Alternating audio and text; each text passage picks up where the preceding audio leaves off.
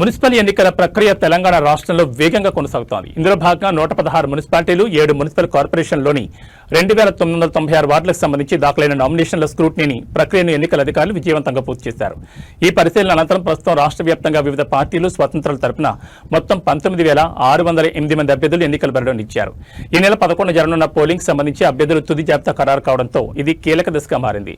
ఎన్నికల షెడ్యూల్ ప్రకారం పోటీ నుంచి తప్పుకోవాలనుకునే అభ్యర్థులకు ఈ నెల 3వ తేదీ వరకు నామినేషన్ల ఉపసంహరణకు అవకాశం కల్పించారు. ఉపసంహరణ గడువు ముగిసిన వెంటనే అదే రోజు సాయంత్రం బరిలో నిలిచే అభ్యర్థుల తుది వివరాలను, వారి జాబితాను రాష్ట్ర ఎన్నికల సంఘం అధికారికంగా ఆన్లైన్లో పొందుపరచనుంది. ఫిబ్రవరి 11 పోలింగ్ నిర్వహించి 13వ తేదీన ఓట్ల లెక్కింపు చేపట్టి ఫలితాలను వెల్లడించనున్నారు. కాగా ఈ మున్సిపల్ ఎన్నికల్లో భారీ విజయం సాధించాలని అధికార కాంగ్రెస్, ప్రతిపక్షంలోని బీఆర్ఎస్, బీజేపీ పార్టీలు తమ వ్యూహాలు కొనసాగిస్తున్నారు. ఈ మేరకు పోటీలో నిలిచే వారి సంఖ్య కూడా అధికంగా కనిపిస్తోంది.